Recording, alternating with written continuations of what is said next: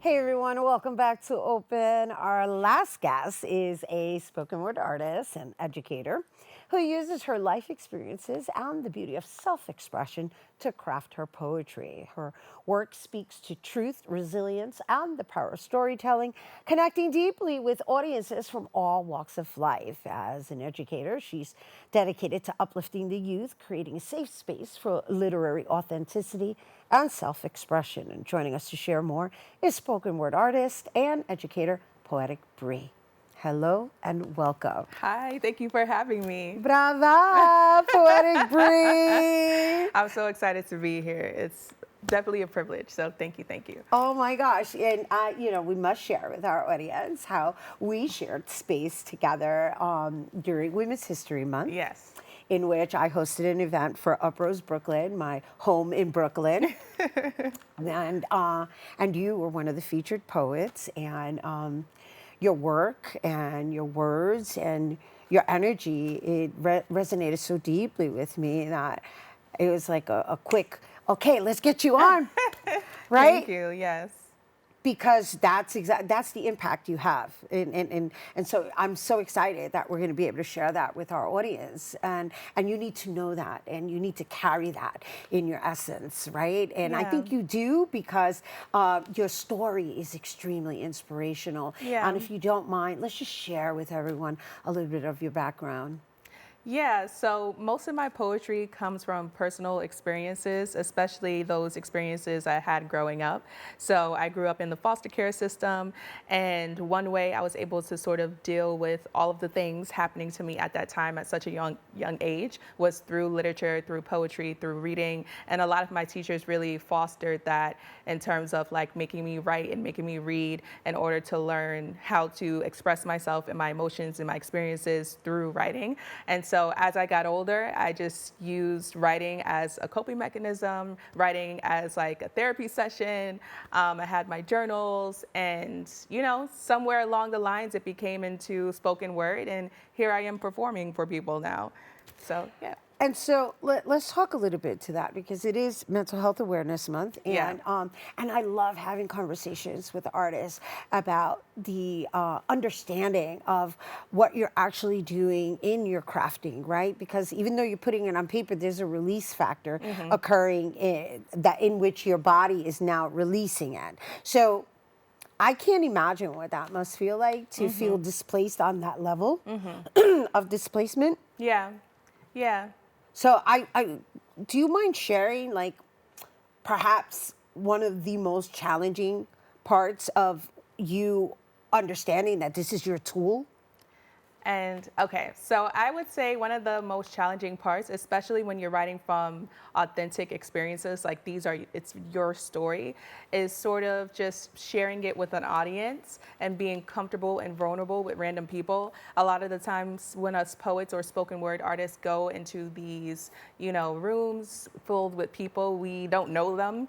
And so you never know how somebody is going to receive your message, and that can be intimidating because you're writing things that come from the heart. Right. And you're writing things that are sometimes really hard to talk about.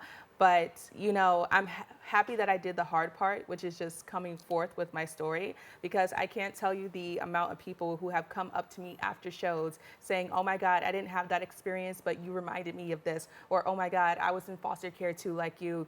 Or like I have a friend who has that experience like you. So in a lot of ways, I've opened a lot of doors for people to just also be open and talk about their experiences or share. I gotta throw my little plug in there.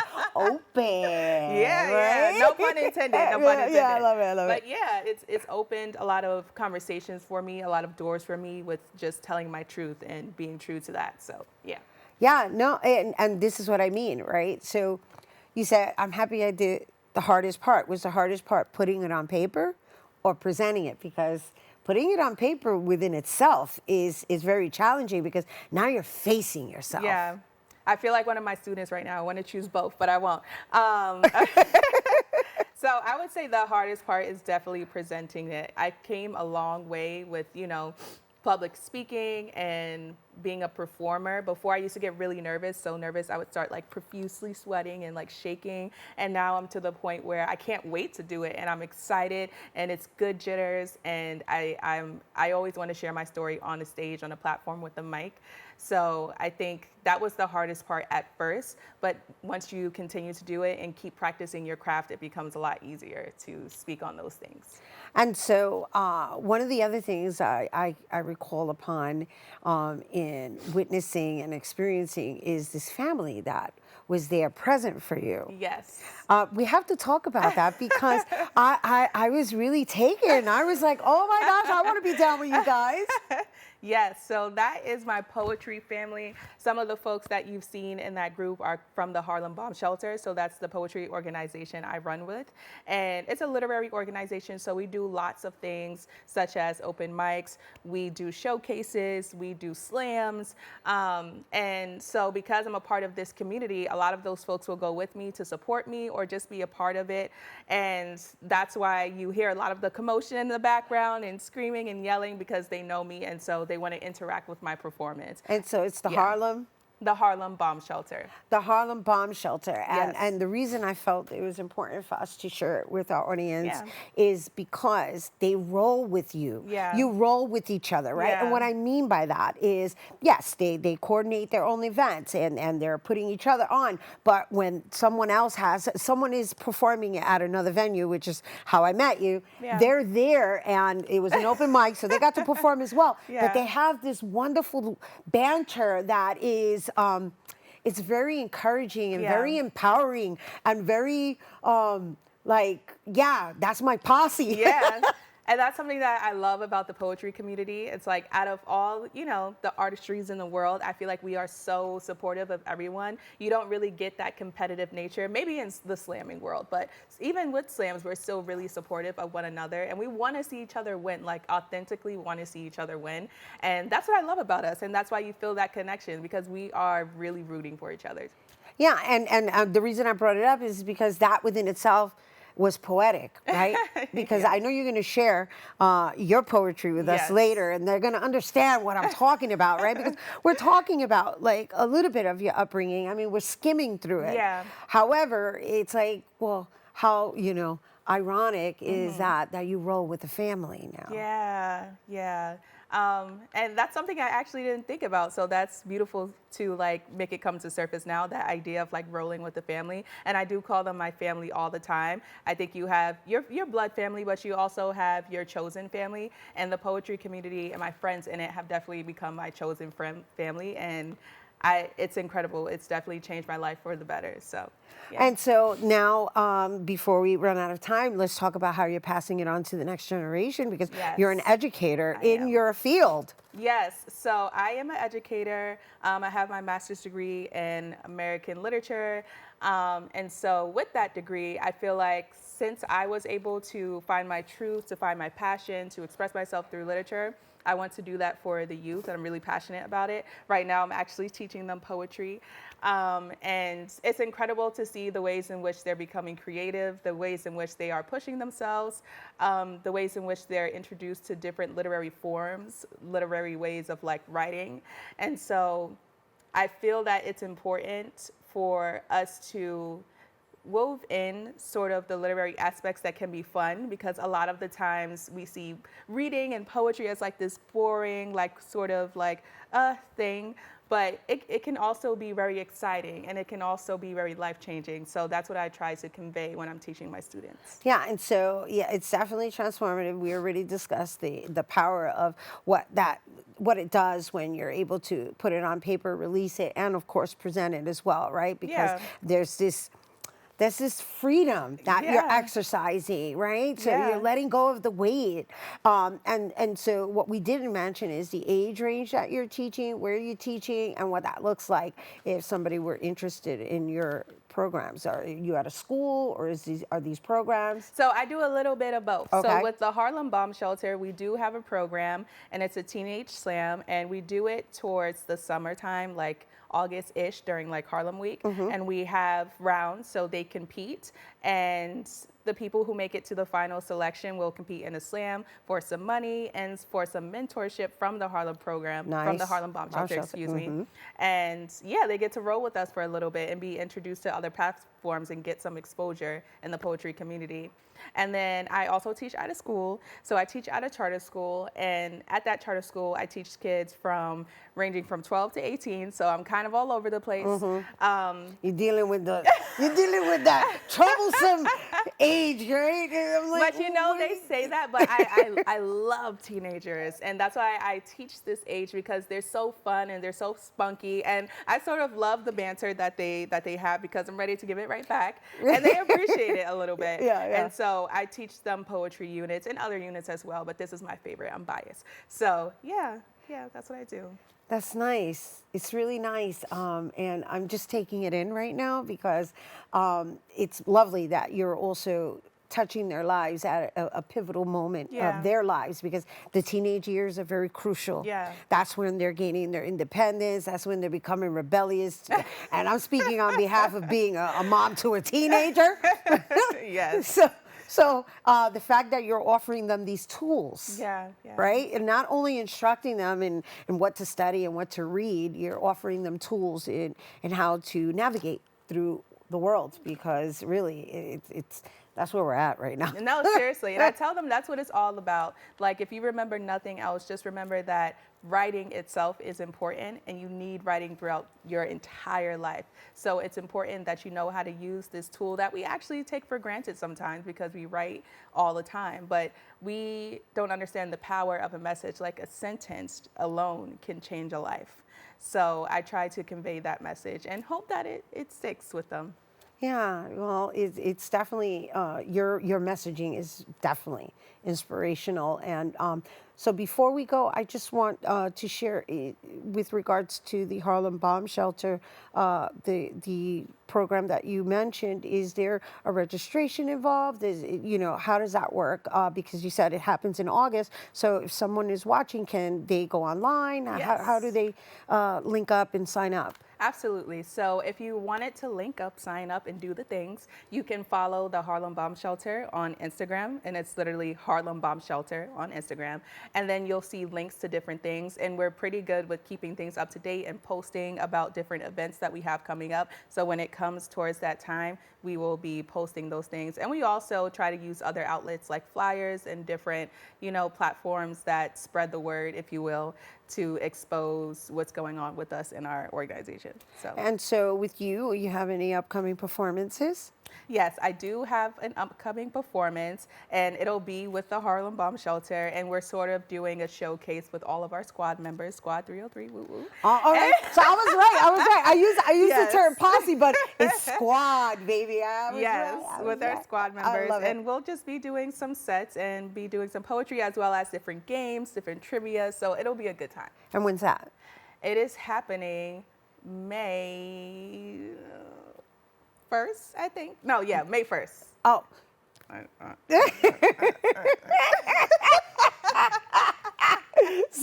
So basically what you're saying is that you just had this amazing presentation with your Yes. squad Yes, on May 1st. pretty much, yes. And it's Oh, all sorry, good. I'm laughing because of you. Yeah, no, Okay. no, we're laughing together Okay. because we're in this together, Yes. right? And so the idea is that you roll with a squad, and you just did a presentation, and I'm sure you have more coming. But the idea is that we're inviting people to now participate in the development that you're offering in the month of August. Yes. Yeah. I got you. I got right, you. you got All me. right. Yeah. All right. You guys, Poetic Brey, once again. Don't go anywhere, because Poetic Brey is going to perform for us after the break, and you certainly do not want to miss this.